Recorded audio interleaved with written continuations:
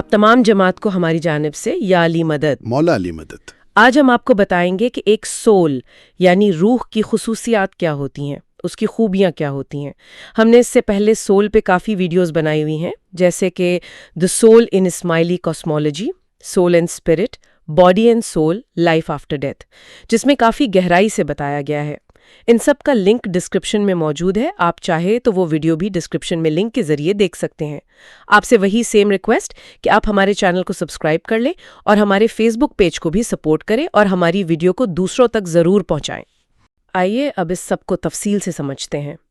دیکھیں، زندگی کے سب سے حیران انگیز بات شاید یہی ہے کہ ہم ساری زندگی اس دنیا کو جاننے میں گزار دیتے ہیں۔ بالکل، ہم باہر ہی دیکھتے رہتے ہیں ہمیشہ۔ صحیح بات ہے، لیکن اسے جاننے کی کوشش نہیں کرتے جو اس پوری زندگی کو جی رہا ہے۔ ہاں، بالکل صحیح کہہ رہی ہیں آپ۔ ہمارا آج کا جو مقصد ہے وہ کوئی صرف فلسفیانہ بحث نہیں ہے، بلکہ ہم ان تحریروں کو ڈیپلی دیکھیں گے جو بتاتی ہیں کہ روح کی اصلیت کیا ہے۔ صحیح، یعنی وہ خفیہ خزانہ جو دنیا میں کہیں باہر نہیں بلکہ بالکل ہمارے اپنے وجود کے اندر چھپا ہے۔ ایگزیکٹلی۔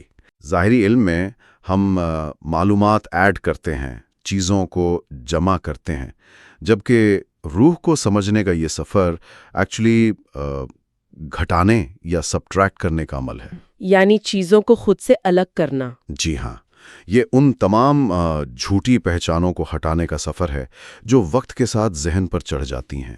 جب یہ ہٹتی ہیں تو جو باقی بچتا ہے وہی وہ سچا خزانہ ہے۔ یہ واقعی بہت ڈیپ بات ہے۔ اگر ہم اس باطن کے سفر کو شروع کریں تو اس کا آغاز اسی بنیادی اور تھوڑا سا پریشان کرنے والے سوال سے ہونا چاہیے کہ ہم اصل میں ہیں کون؟ صحیح، کیونکہ یہ سوال بہت کچھ کھول دیتا ہے۔ کیونکہ عام طور پر کسی شخص سے پوچھیں تو جواب ہمیشہ باہری ہوتا ہے۔ کوئی کہتا ہے میں ڈاکٹر ہوں، کوئی اپنا نام یا خاندان بتاتا ہے۔ بالکل، زیادہ سے زیادہ کوئی اپنے جسمانی وجود کو ہی اپنی شناخت مان لیتا ہے۔ ہاں، تو جو سورسز ہم آج دیکھ رہے ہیں، چاہے وہ اسماعیلی کاسمولوجی ہو یا باقی روحانی روایات، وہ سب واضح کرتی ہیں کہ انسان کی اصل شناخت ان عارضی چیزوں سے ماورا ہے۔ مکمل طور پر یہ نام، پیشہ اور رشتے تو صرف کردار ہیں جو بدلتے رہتے ہیں۔ ان کے پیچھے ایک ہمیشہ باقی رہنے والا شعور ہے جسے روح کہا جاتا ہے۔ اور دنیا کی ہر عمدہ جو روحانی روایت ہے نا، وہ اس ایک نقطے پر ضرور آتی ہے۔ اگر تصوف کو دیکھیں یا ویدانتک فلسفے میں جو نیتی کا تصور ہے۔ نیتی اس کا کیا مطلب ہوتا ہے؟ نیتی کا مطلب ہے میں یہ بھی نہیں، میں وہ بھی نہیں، یعنی میں جسم نہیں، میں ذہن نہیں۔ اور اسی طرح کرسچین مسٹکس کے تجربات دیکھیں تو سب کا نچوڑ یہی نکلتا ہے کہ جب کوئی شخص اس باطن کی روح کو پہچان لے تو بھٹکن ختم ہو جاتی ہے۔ بالکل، اور زندگی کا اصل مقصد سمجھ آ جاتا ہے۔ اس حقیقت کی سب سے واضح تصدیق ہمیں قرآن پاک میں ملتی ہے۔ اچھا، وہ کہاں؟ سورہ فصیلات کی آیت 53 میں، جہاں اللہ فرماتا ہے کہ عنقریب ہم انہیں اپنی نشانیاں آفاق میں یعنی زمین و آسمان کے کناروں میں دکھائیں گے اور خود ان کی اپنی ذاتوں میں دکھائیں گے، یہاں تک کہ ان پر حق آشکارا ہو جائے۔ سبحان اللہ، یہاں بات واقعی بہت دلچسپ ہو جاتی ہے، کیونکہ انسان کا جو عام رویہ ہے وہ ہمیشہ باہر دیکھنے کا ہوتا ہے۔ ہاں، ہم آسمانوں اور سمندروں میں نشانیاں ڈھونڈتے ہیں ہمیشہ۔ لیکن یہ آیت تو ایک بہت ہی گہری بات کہہ رہی ہے۔ یہ صرف باہری سفر نہیں ہے، یہ تو ایک اندرونی بیداری یا انر اویکننگ کا اشارہ ہے۔ صحیح۔ جو نشانیاں ہم باہر ڈھونڈ رہے ہیں وہ تو روح کے اپنے ڈی این اے میں درج ہیں۔ انسان تو خود ایک چھوٹی کائنات ہے جسے مائکروکازم کہتے ہیں۔ ایگزیکٹلی۔ اور اس کی وجہ یہ ہے کہ ہمارے جو حواس ہیں یعنی سینسز، وہ باہر کی طرف کھلتے ہیں۔ آنکھیں باہر دیکھتی ہیں، کان باہر کی آوازیں سنتے ہیں۔ اس لیے ذہن کا جھکاؤ باہر کی مادی دنیا کی طرف ہی رہتا ہے۔ بالکل، لیکن جب قرآن کہتا ہے کہ اپنی ذاتوں میں دیکھو تو یہ کوئی صرف انٹلیکچول ایکسرسائز نہیں ہے، یہ باطن میں جھانکنے کا براہ راست تجربہ ہے۔ یعنی اپنے اندر دیکھنا۔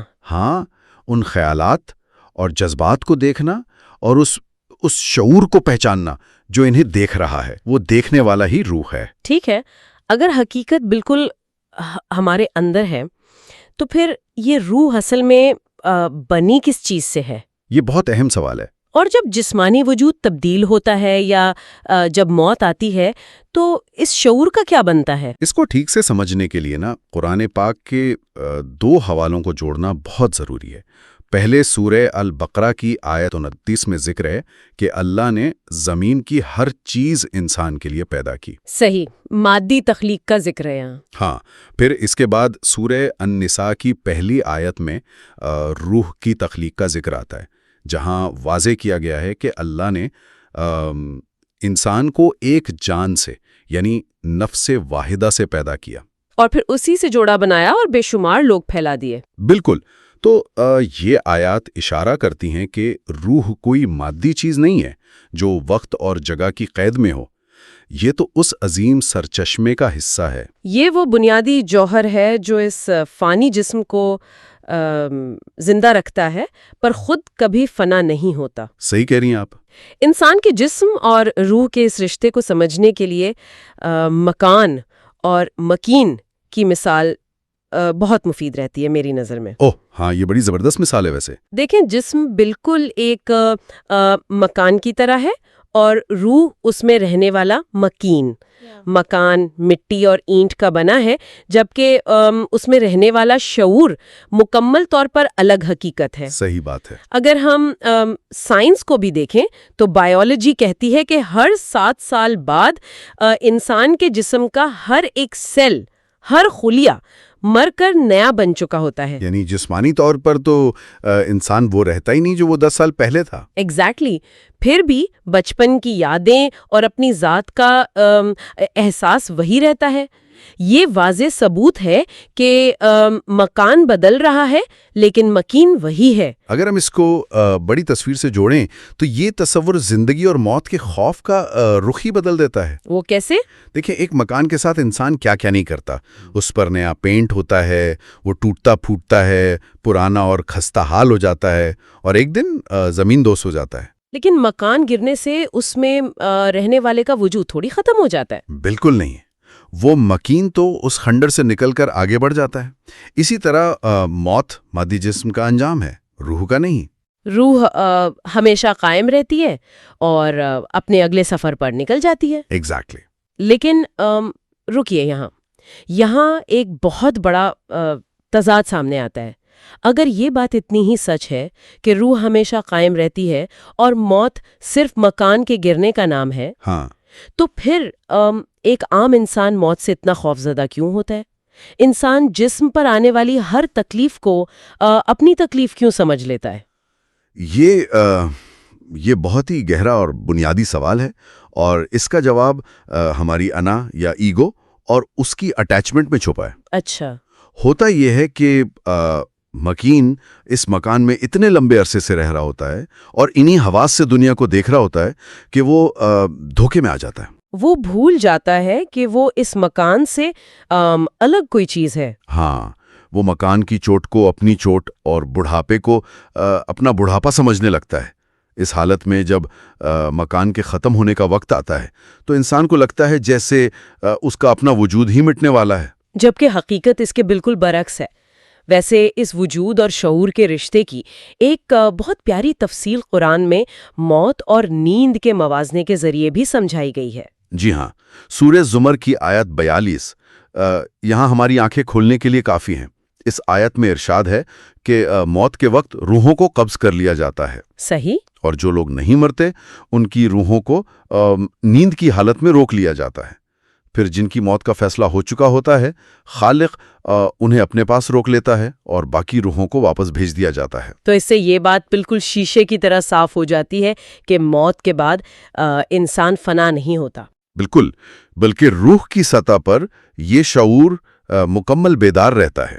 یعنی جب انسان ہر روز سوتا ہے تب بھی وہ اپنی روحانی اصلیت کے بہت قریب ہوتا ہے، کیونکہ جسمانی قید عارضی طور پر اٹھ جاتی ہے۔ صحیح کہا آپ نے۔ اور جب کوئی گہری نیند میں ہوتا ہے، جہاں کوئی خواب نہیں ہوتا، بس اندھیرا اور خاموشی ہوتی ہے، وہاں کوئی امیر غریب یا جوان بوڑھا نہیں ہوتا. مادی پہچانیں ساری ختم ہو جاتی ہیں. لیکن پھر بھی صبح اٹھ کر کوئی تو ہوتا ہے جو اندر سے بتاتا ہے کہ بڑی گہری نیند آئی. ایگزیکٹلی. وہ جو اس مکمل صفر یا وائڈ جیسی حالت میں بھی جاگ رہا تھا، وہی اصل انسان ہے، وہی روح ہے. لیکن یہاں ایک نئی الجھن پیدا ہوتی ہے. جب انسان جاگ رہا ہوتا ہے تو مادی دنیا کے شور اور حواس اس قدر حاوی ہوتے ہیں کہ دھوکہ کھانا بہت آسان ہو جاتا ہے. ہاں، لوگ عارضی چیزوں کو مستقبل سمجھ بیٹھتے ہیں. تو ایسے دنیاوی دھوکوں کے درمیان اس ہمیشہ قائم رہنے والی روح کو آخر پہچانا کیسے جائے؟ اس دھوکے سے نکلنے کے لیے ہی روحانی اساتذہ سونار یعنی گولڈ سمتھ کی حیران کن مثال پیش کرتے ہیں. ایک تجربہ کار سونار جب کسی چمکتی ہوئی دھات کو دیکھتا ہے نا، تو وہ صرف اس کی چمک سے متاثر ہو کر فوراً اسے سونا نہیں مان لیتا. بالکل نہیں. وہ جانتا ہے کہ دنیا میں دھوکے بہت ہیں. وہ اس دھات کو امتحان کی بھٹی میں ڈالتا ہے، اس کی ڈینسٹی چیک کرتا ہے، نرم پن پرکھتا ہے، اور سب سے اہم بات، وہ اسے آگ میں پگھلاتا ہے. صحیح. جو دھات آگ میں جل کر اپنا وجود کھو دے، سونار جانتا ہے کہ وہ کھوٹ تھی. لیکن جب کوئی دھات آگ کی تپش سے گزر کر اور نکھر جائے تو وہ پورے یقین سے کہتا ہے کہ یہ خالص سونا ہے. تو اس سب کا مطلب کیا ہے؟ اگر ہم اس سونار اور آگ کی مثال کو انسان کی نفسیاتی زندگی پر لاگو کریں تو یہ پتل یا براس ہمارا ظاہری ذہن اور ہماری ایگو ہے. صحیح کہہ رہی ہیں آپ، یہ ہماری انا ہے. ایک اناری آنکھ کو پتل بہت چمکدار لگتا ہے، بالکل ویسے ہی جیسے انسان کو لگتا ہے کہ دولت، رتبہ یا اس کی انا ہی اس کی اصلی پہچان ہے. لیکن جب وقت آگ کی تپش لاتا ہے تو یہ سب پتل کی طرح جل کر راکھ بن جاتے ہیں. اور یہ ایک اہم سوال کھڑا کرتا ہے کہ اگر ہمارا ذہن دھوکہ کھا رہا ہے، اگر انا کی چمک ہمیں غلط راستے پر ڈال رہی ہے، ہاں، تو ہم اس آگ کو اور اس سونار کو کہاں ڈھونڈیں جو اس خوت کو ختم کرے؟ ہم روح کے ان خصوصیات کو کہاں سے سیکھیں؟ یہاں قرآن پاک کا سورہ البقرہ کا حوالہ آتا ہے، آیت 177، جو انسان کو اندر کی صفائی کے لیے ایک مکمل بلو پرنٹ فراہم کرتا ہے. اس میں نیکی کا ایک عظیم تصور بیان ہوا ہے. بالکل. اس آیت میں واضح ہے کہ نیکی صرف چہرے مشرق یا مغرب کی طرف پھیر لینے میں نہیں، بلکہ سچی نیکی خالق پر، آخرت پر اور فرشتوں پر کامل یقین میں ہے. اور پھر عملی طور پر اپنا محنت سے کمایا ہوا مال ضرورت مندوں میں تقسیم کرنا. ہاں، وعدے پورے کرنا، اور سب سے بڑھ کر مصیبت اور تکلیف میں صبر کرنا، یہ سب روح کو نکھارنے کے عملی طریقے ہیں. لیکن کوئی شخص یہ سوچ سکتا ہے کہ اس آیت میں تو صدقہ، خیرات اور صبر جیسی عملی نیکیوں کا ذکر ہے. جب کسی انسان پر کوئی شدید آزمائش آتی ہے، کوئی ناقابل تلافی نقصان ہوتا ہے، تو سب سے پہلے جو چیز اندر چیختی ہے نا، وہ ایگو ہوتی ہے، انا، بغاوت کرنا چاہتی ہے. صحیح.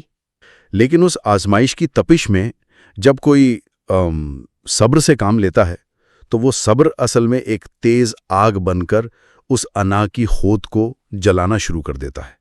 صبر انسان کی انا کو پگھلا دیتا ہے. اور اسی طرح جب انسان اپنی پسندیدہ چیز یا کمایا ہوا مال دوسروں میں بانٹتا ہے تو وہ اصل میں مادی لگاؤں کی رسی کاٹ رہا ہوتا ہے. ایگزیکٹلی. ان اعمال کے ذریعے جب ایگو روپی پتل جل جاتا ہے تو جو باطن میں سکون، ٹھہراؤ اور شعور باقی بچتا ہے، وہی خالص سونا ہے، وہی انسان کی سچی روح ہے. یعنی جب تک یہ مادی اور انا روپی خوت نہیں جلتی، تب تک انسان ایلوژن یا دھوکے کی دنیا میں بھٹکتا رہتا ہے. مکمل طور پر ڈھونڈنا یا رتبے میں سکون تلاش کرنا، یہ سب مراجز ہیں، سراب ہیں. لیکن جس پل کوئی اس میکانزم کو سمجھ جاتا ہے اور جان لیتا ہے کہ وہ خود اس بدلتے ہوئے مکان سے کہیں ماورا ایک زندہ مکین ہے، تو سارے سراب ٹوٹ جاتے ہیں. اور پھر مادی دنیا کے اتار چڑھاؤ اسے اندر سے نہیں توڑتے، کیونکہ اسے معلوم ہو جاتا ہے کہ پتل کیا ہے اور سونا کیا ہے. اور اسی جگہ آ کر نا وہ خفیہ خزانہ دریافت ہوتا ہے جس کی بات ہم نے شروع میں کی تھی۔ بالکل، جب دنیا کی عارضی چیزوں سے اور ان سے جڑی آسائب نما پہچانوں سے دل آزاد ہو جاتا ہے تو روح اپنا اصلی روپ دکھاتی ہے۔ یہ کسی باہری دنیا میں ملنے والا انعام نہیں ہے، یہ وہ خالص وجود ہے جو انا کے ٹوٹنے پر اپنے ہی اندر سے نمودار ہوتا ہے۔ صحیح، بالکل اسی خالص سونے کی طرح جو امتحان اور آگ کے عمل سے گزرنے کے بعد ہی اپنی اصلی چمک دکھاتا ہے۔ تو آج کی اس عمدہ تفصیلی گفتگو میں جو چیزیں واضح ہوئی ہیں انہیں اگر سمیٹا جائے تو نتیجہ بہت گہرا نکلتا ہے۔ ہاں، روح ہمارے وجود کا وہ عظیم ترین راز ہے جو باہر ڈھونڈنے سے نہیں بلکہ اندر جھانکنے سے ملتا ہے۔ یہ اس مکین کی مانند ہے جو مادی جسم کے خاک ہو جانے کے بعد بھی ہمیشہ زندہ رہتا ہے۔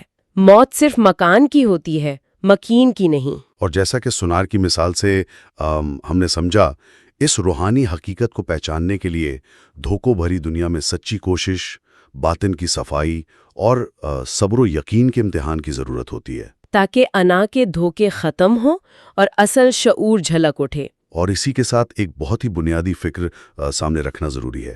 یہ سفر جہاں انسان اپنی روح کو پہچانتا ہے، یہ کسی اندھے یقین یا بلائنڈ بلیف کا نام نہیں ہے۔ اچھا، اگر یہ صرف عقیدے کی حد تک رہے تو ادھورا ہے۔ حقیقت میں روح کا علم ایک براہ راست تجربہ یا ڈائریکٹ ایکسپیرینس ہے۔ جب انسان عقیدے کے زاویے سے نکل کر اپنی روح کو خود براہ راست محسوس کرتا ہے، تب روحانی بیداری مکمل ہوتی ہے۔ یہ وہ منزل ہے جہاں انسان لفظوں سے باہر نکل آتا ہے۔ بالکل، اور حقیقت کو جینا شروع کر دیتا ہے۔ صحیح، اور اسی براہ راست تجربے کی بات پر غور کرتے ہوئے ہم اسے ختم کرنے سے پہلے ایک ایسا سوال سامنے رکھتے ہیں جو ہر سننے والے ذہن کو رک کر غور کرنے پر مجبور کر سکتا ہے۔ جی ضرور۔ اب جبکہ یہ تصور واضح ہو چکا ہے کہ روح کیا ہے، یہ مکان کی تبدیلیوں سے کیسے ماورا رہتی ہے اور اس خزانے کو باطن میں کیسے تلاش کرنا ہے، تو کیا آج جب زندگی کی بھاگ دوڑ تھمے گی، جب آس پاس مکمل خاموشی ہوگی اور ذہن کا شور کچھ پل کے لیے بالکل پرسکون ہو جائے گا، ہاں، تو کیا اس سناٹے میں اس انسانی میں یعنی دی آبزرونگ آئی کا براہ راست تجربہ کیا جا سکتا ہے؟ وہ میں جو گہری سے گہری نیند میں بھی جاگتا رہتا ہے اور ہر خیال، ہر جذبے کے آنے جانے کا خاموش گواہ ہے۔ کیا اس خاموش گواہ سے ایک پل کے لیے روبرو ہوا جا سکتا ہے؟ یہ صرف ایک سوال نہیں بلکہ ایک عظیم سفر کا آغاز ہے جو ہر انسان کو اپنے ہی باطن میں خود طے کرنا ہے۔